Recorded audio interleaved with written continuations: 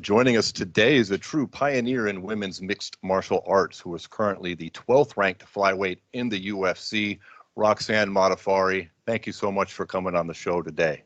Thank you for having me. It's absolutely our pleasure. Hope your holiday season was good. I read on your blog you got a little bit sick. Are you feeling back to good these days, it seems? Yep, back to normal. Okay, good. That's really good to hear. So, we've got your big retirement fight coming up at UFC 271 on February 12th. But before we talk about that, I'd really like to rewind things back to the beginning of your career, fighting in Japan, 2003. I believe it would put you about 21 years old, junior in college, fighting for Smack Girl. Tell us a little bit about what that was like.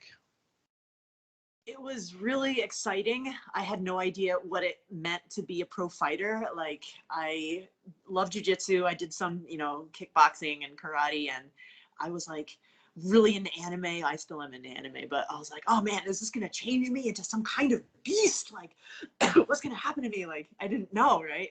And it was really cool. Actually, I feel like fighting is kind of like entering a different dimension. Like, my brain works differently in the cage than it does outside, which is kind of cool. I guess that's the zone. But yeah, so I went to Japan, and I joined a gym there, and the jiu-jitsu sensei was like, oh yeah, sure, we can get you a fight. I was like, oh really? Now? Like, I don't need more? And he's like, no, go ahead.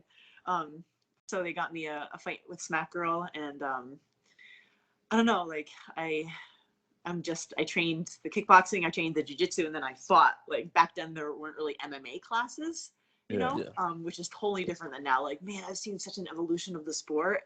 Like, before I just, did my jiu-jitsu class and kickboxing and then fought, but it was cool. What's the culture like there as far as women fighters? Because, here, especially then, it was virtually unheard of. Even now, still some people seem to not be accepting it for whatever reasons. What was Japan like at that time? Back in the day, female fighters were a different category, like they referred to our clothes as costumes rather than fight clothes. Which confused me because they're speaking Japanese. They're like, "Kostumu wa doko desu ka?" What is kostumu? Like, I don't understand. And it was. I do believe that female fighters were lower level than men at the time. But it was like even more so, and there were like specific fans kind of just for them. It was more like entertainment than sports. So I went through that, and I was more into the sports than the entertainment aspect of it.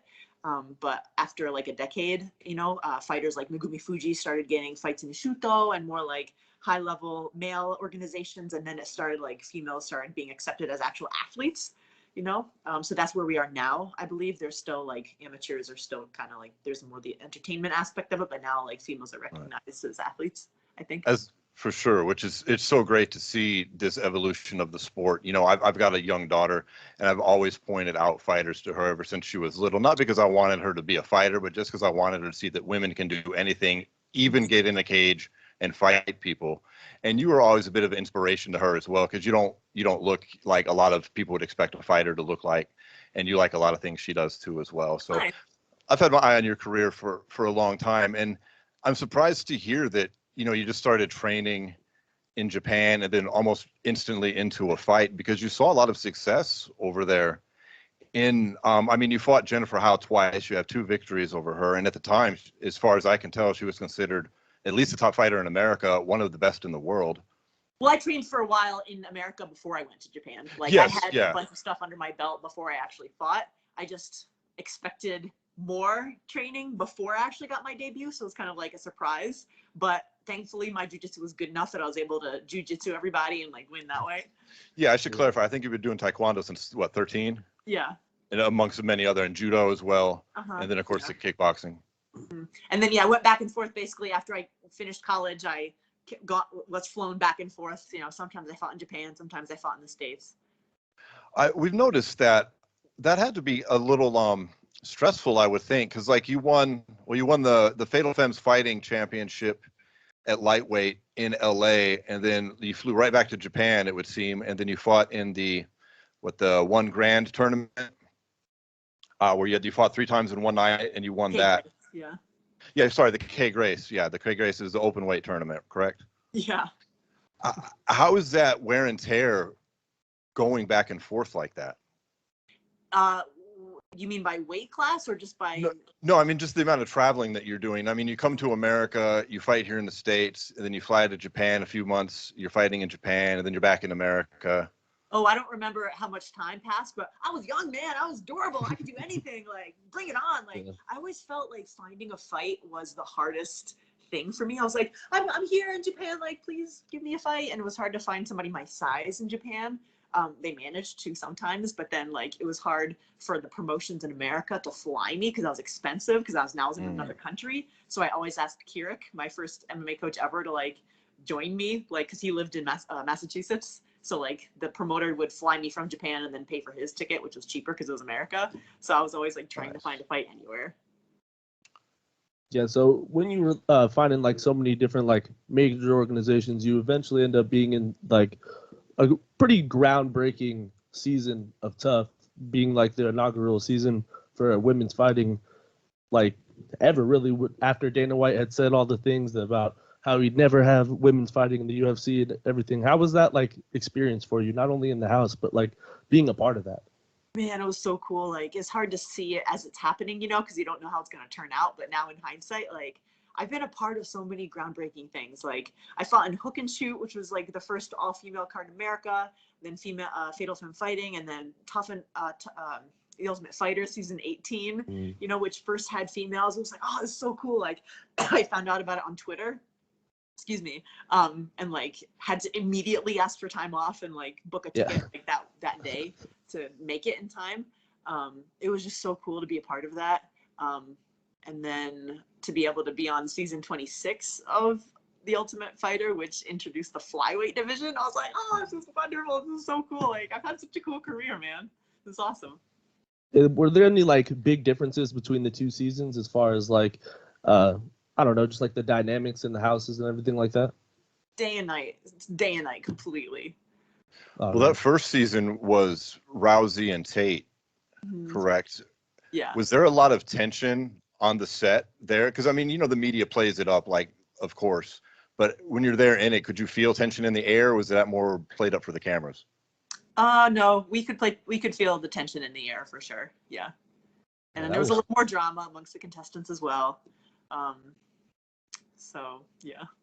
And how did that compare with you were on Team Gaethje in the second time on Tough, and Eddie Alvarez was the opposing coach, correct? Yeah, and at that point, like time had passed as well in the fight world and like what am I trying to say? Elevated training methods as well, and people were being referred to as athletes as opposed to just fighters. You know, I was like, I'm an athlete? Like what? Like it was like I wasn't used to hearing that, you know, I was just a fighter, but now I'm an athlete. So all the women were like super dedicated. They wanted that title belt, right? So like I woke up like at 5 a.m. every morning and I went for a jog and there was Barb Honchak, there was Lauren, there was like people were up and like doing yoga. Nico was doing yoga. Like everyone was like focused. Nico and I went to bed at like 9 p.m. every night. Like it was less drama, more focused, you know, and yeah, it was different. So, how do you feel like that like sets you up? Because really, if you look at the end of that season, that really set you in kind of like, if you look at your career overall, like you progressed so much after that season and into like your run into the UFC. Like after all that time, like how do you feel like that really sets you up for your run that you've had in the UFC? Yeah, that was such a great opportunity for me to be able to be on Tough 26 and then be into the UFC again. You know, I had not made the cut for a Tough 18, and frankly, my skills weren't up to par. I just moved back from Japan, and I was like feeling broken, and like my body was feeling broken. And then I got with John Wood from Syndicate. He's an amazing trainer. He did so much for me, and I really like stopped plateauing as I felt, and then my skills went up. Also, Lorenzo Pavlica, my personal trainer, physical trainer, Like he healed my back, he healed my neck, like my shoulders. Like I had so much stuff, but just through the strengthening, like he helped me. So like I had a good run in Invicta where I was able to like get myself back going again. And then tough happened and I was like feeling strong and healthy and like I can do this. So that was like, okay, go. And so it was like my opportunity to get in there and I was able to show what I had worked on. Your striking and your overall game has really, really improved since you've been out here in Vegas, as you said, under Wood at Syndicate. And it's a little bit unusual, you know, for fighters to have kind of a later career resurgence. I think it's hard for fighters to have the discipline to learn a new thing or to improve on an area. We see a lot of people plateau. Yeah. And so I was really impressed by what you've done since you've been out here. And, you know, now we're coming around. It's, you know, 2021 ends. We're at 2022, and you've announced that your upcoming fight at UFC 271 against Casey O'Neill is going to be your retirement fight. What was some of the thinking that led you to that? I never really wanted to think about a fight being my last fight, to be honest with you. It was about a year ago, maybe a year and a half ago, where I started noticing that, like, in practice, getting hit in the head would hurt more than it used to. Like, I used to be able to just eat everything and just train hard, but now I'm like, oh, can you go lighter? Like, oh, can you go lighter? Like, crap, like, that shot rocked me. Like, it used to not do that. So I was like, man, like, I should probably start thinking about my brain health and, like, figuring out when I need to safely stop. Because I promised myself that. Like, my dad always, like, sends me articles like, look at this boxer, he has whatever CTE, like, you know, he can't talk straight now. Like, all right, I'm like, okay, Dad, like, I promise, like, once I start, you know, before I start having brain problems, I'll quit. Like, I promise. So I promised both myself and him that. You know, I'm still good now. Like, I started wearing headgear, and that's great. Like, I feel good. It's hard to grapple with headgear on. Yeah. But I was like, all right, let's make it 50 fights. You know, that's a great number. I'm breaking a world record, I think, because a lot of places don't count my Ultimate Fighter fights as fights because they're like exhibition or whatever. So that's 47 or something fights. I lost track, but that's like a world record, you know, I'll be breaking. So we all know it's 50. That's just nonsense. 50. So Dana can have it on TV. I do believe that, you know, they can't have the results leaking or whatever, but those fights should count. It's 50. Thank you.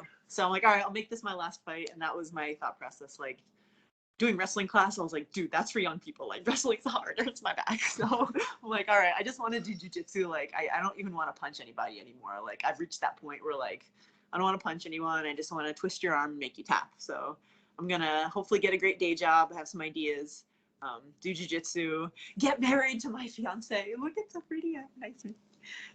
Congratulations on that. That's amazing. Yeah. Thank you. So is this you're saying this is it? You know, a lot of fighters retire and then maybe they come back or they get that itch, but you think this is it as far as punching people? Yeah, like I still want to compete jiu-jitsu. You know, there seems to be a lot more opportunities now than there used to be. I'm excited for that. But yeah, no more punching people. I'm done. So no BKFC for Roxanne Modafferi. Oh no. Well, we would love to see you in some jiu-jitsu tournaments. Absolutely. Is this the final fight on your UFC contract, or do you have any more after that? It is. Well, the timing worked out well for that. You know, what do you think of fighting someone like Casey O'Neill? She's 8-0. She's young. She's upcoming. What are your thoughts on her? I feel like she almost has a similar style to me, where like we march forward and just try to slug them and then take them down. Like, I feel like I've seen that from her. So that's cool. Like, you know, I saw tape on her and I think that I can beat her. You know, she absolutely could possibly beat me. So it's going to be a great fight. I hope to have a nice little brawl with her and have some beautiful violence. I just want a glorious battle. Any plans on what you're going to wear at the weigh-in? Yes, I figured it out. Did you? Excellent. Well, we're looking forward. I can't tell you, but yeah, marvelous. We'll be tuning in to see that as well. Finally, you know, where can our listeners find you on social media if they're not following you already? On Instagram, I'm Roxy Fighter, and then also Twitter is Roxy Fighter, and then on Facebook is Facebook my name. All right, and we'll make sure everybody tunes in. UFC 271, February 12th, ESPN preliminaries. Thank you so much for being here, Roxanne. We really appreciate it, and good luck to you in February 12th. Thank you. Absolutely. Thank you for following my career. Absolutely. It's been a pleasure. What's up, everybody? Joining us today is Tyler Escoto, who is a welterweight in the Cage Warriors promotion. He's going to be making his debut on their March 4th card in San Diego against Jamie Lynch. Tyler, thank you so much for joining us. Second fight. Yeah, second fight. Thank you so much for joining us. No problem, man. Thank you for having me on. Yeah, man, we're excited. So listen, we'd love for our listeners to get a chance to know you a little bit. You're fairly new on the fight scene. Just had two fights now? Yeah, 2 professional fights. So let's rewind it back a little bit. What initially got you into fighting? Honestly, man, rest in peace to my grandfather. My grandfather did. He got me when I was young, watching WWE, getting all those fucking belts, just he really grew me up on that, just good old professional wrestling, And then when I got older, I kind of graduated to like the wrestling mat. And when I was training for football, I was a big boy. I was a big boy when I was in high school. I was like 240 in high school. Jeez. And I was trying to do something, some cross training for football. And I just decided to do Muay Thai just because it was just something different, just kind of like something I wanted to like dabble in. I didn't really take it serious, but I started doing Muay Thai for cross training for football and wrestling, and just kind of fell in love with it, man. It's kind of like I started off in a small school called Kutar in Salinas, California, and my sensei, Master Vince Vanderlipe, he really took me under his wing when he first saw me. He saw me, kind of just a big guy, big wrestler, and their MMA team needed like a wrestler. They had striking, they had like a couple grapplers, but they didn't have like a wrestler, So he really brought me under his wing, and that's where like it all kind of formed. Was my sensei just, you can really do this, like you can do this for real, and actually have a career with it. And I was like, all right, bet. And I kind of had that dream already, but it wasn't like I wanted football. I wanted to go D1 football. Actually settled for wrestling in college rather than football. And it kind of just led me here, man. Nice. Well, with that like wrestling background, and you said you have that Muay Thai background as well. Did that like that really kind of set you up as far as like transitioning to MMA, right? No, absolutely.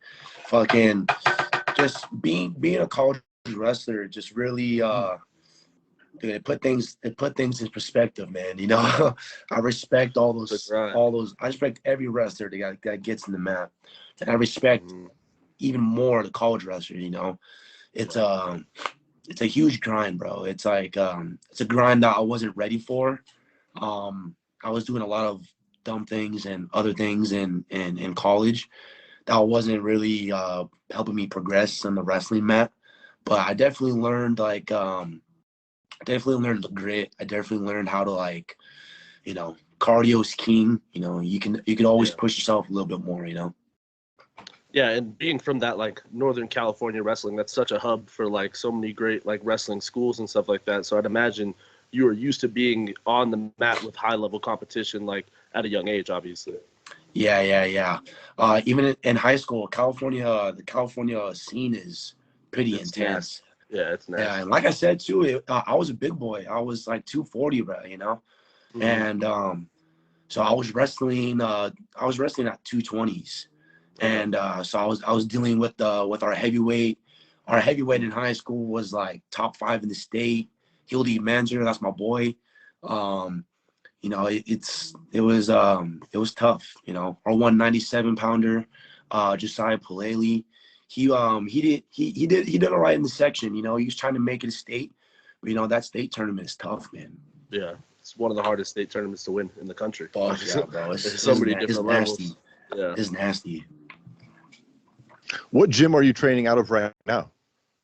Right here, bro. Premier Muay Thai, Premier Fight and Fitness, and then Atos Jiu-Jitsu. And how long have you been there? I've been with Atos for like a little over a year. And then I've been with Premier for about a year and a half or so. Year and a half, 2 years. Nice. Just finding a nice home there for as far as the striking goes. Oh yeah, absolutely. My head coach of Premier Fight and Fitness, Zach Shepard. He also goes by Zach Savage Striking. He's a genius, man. He's honestly a genius. You know, he's very humble. He's always learning. You know, you find a lot of coaches that stick with their style. You know, which is nothing wrong with it. You know, but I like someone who's always humble enough to learn as well. You know, he's learning like every week. You know, he's showing me when I'm not in camp. He's showing me something. Hey, bro, like try this. You know, or I think this would kind of like suit you a little bit better, or add this to your game. You know, type of stuff. You know, he's always giving me new content. He's always giving me just giving me new content, you know, making me want to learn, you know, making my mind expand, which is, you know, crucial in the sport. Absolutely. MMA is definitely a sport of constant evolution. And you're right, a lot of coaches and fighters can kind of get stagnant after they reach a certain point. And to be already having that, you know, the style and the mentality to be constantly evolving is pretty sick. Yeah, man. How would you describe your fight style to our listeners? I used to be just a fucking wrestler, bro. You know what I'm saying, dog? But ever since I've been with Zach, man, I'm turning into a nice little scrapper with the ground game, you know? Like I said, like when I was an amateur, I didn't really have the striking skills. Like I said, I started striking when I was in high school, and I wasn't even taking it serious, you know? Even in college, I wasn't even taking it serious. I said I really started striking in probably like 2017 or so. So my first striking coach, Vince Vanderlipe, and Coach Andrew Kelly, they put a good fundamentals in me, you know. So I got good fundamentals, and I just kind of just complicate the fundamentals a little bit, and I can always rely on my grappling game. If you see my first fight with Cage Warriors, you wouldn't think I'm a wrestler, but I forgot I was a wrestler, you know. I forgot what got me to the show. And I stuck with my striking. And did me well. Wasn't enough, but did me well. But yeah, man, I'm a scrapper with the grappling game.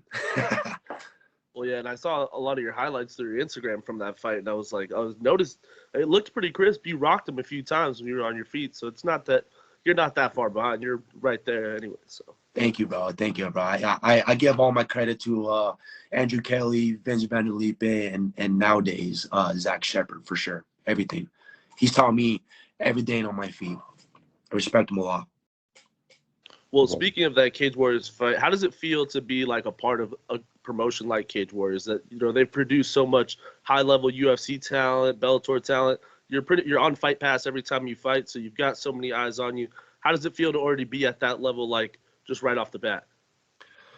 I love it, man.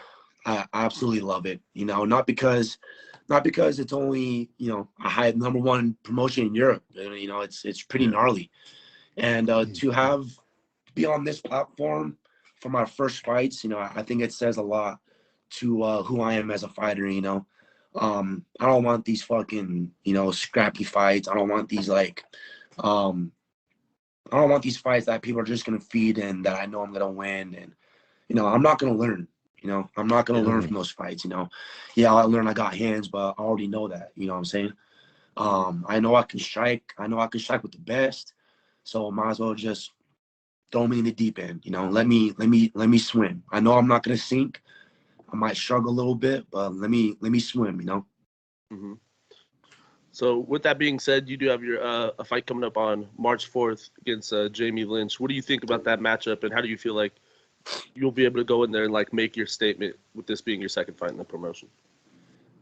I like the matchup, man. You know, he's a good guy. You know, I think I trained with them a couple times around here.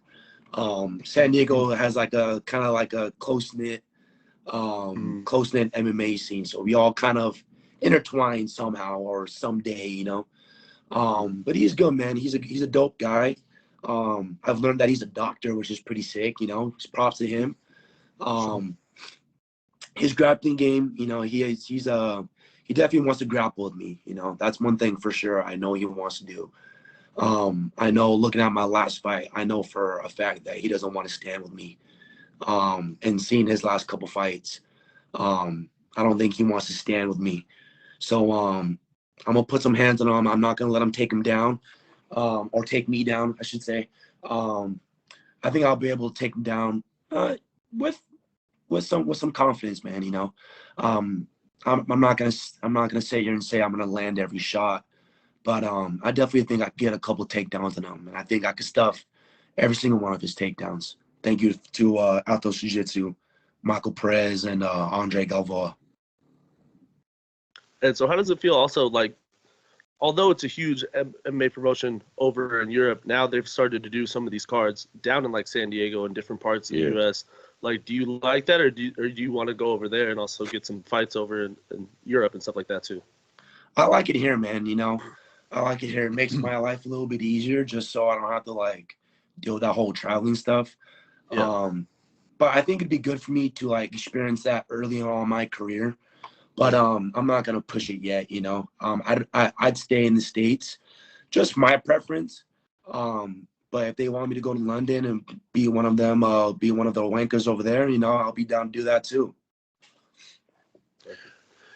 Now, everybody probably noticed we're all smoking a little bit of cannabis on this episode here. Yeah. How do you feel about cannabis and training? Like, do you use it to help you recover? Do you use it just purely, you know, recreational? Do you mix it all?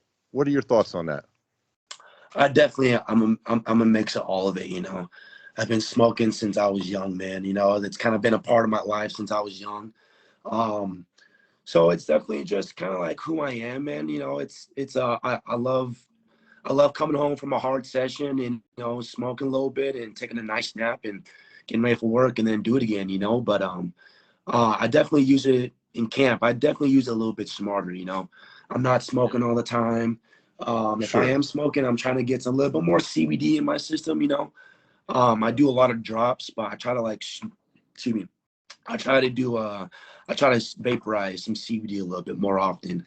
But like I said, man, you know, I'm here smoking a wood with you guys. You know, I love my flavors. You know, I love just lighting it up. You know, and just easing the mind.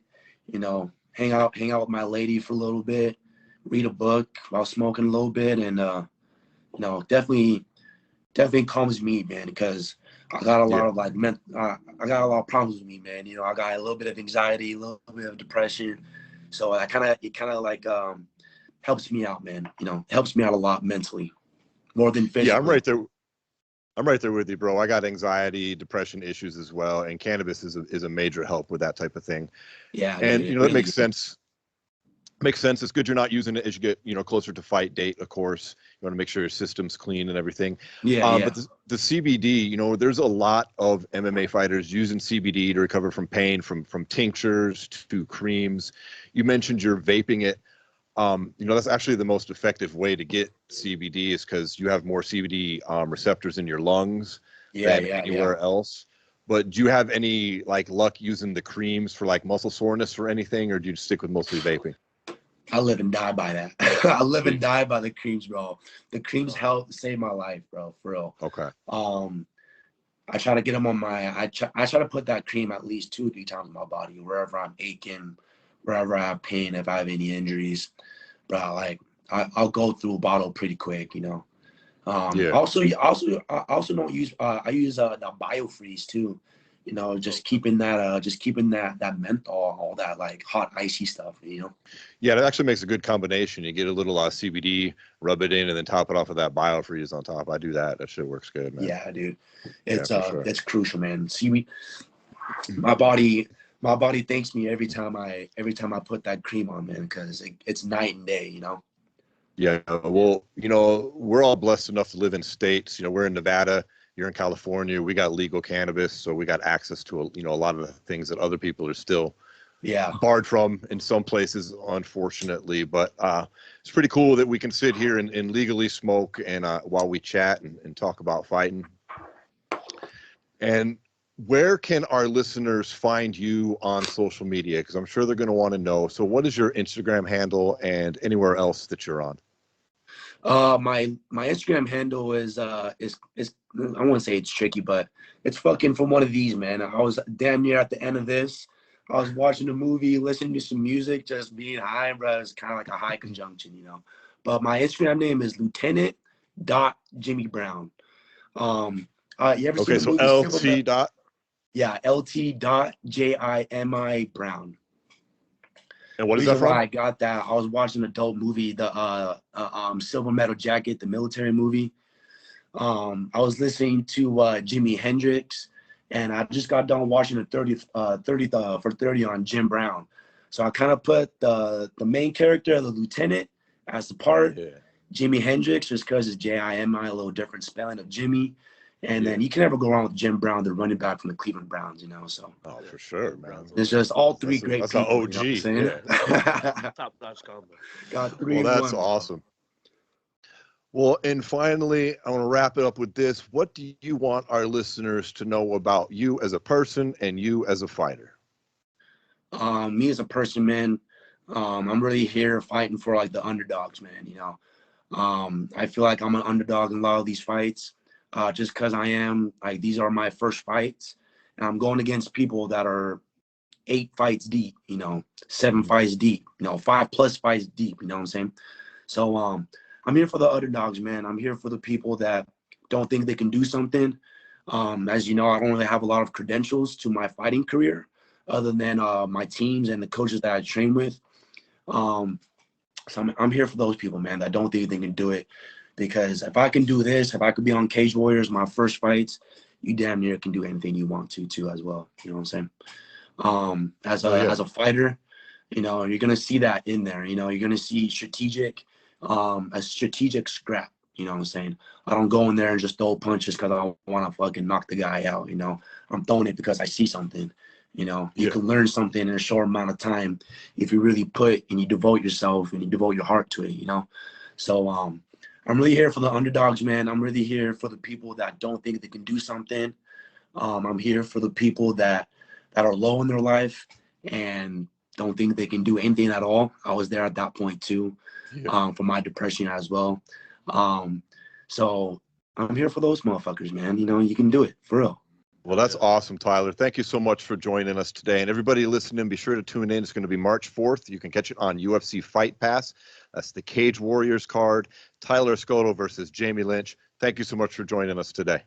Thank you, bro. I'd like to thank my my sponsors, Humble Imagination, Nuobi, my manager, Remington Steele. Thank you, bro. I appreciate you.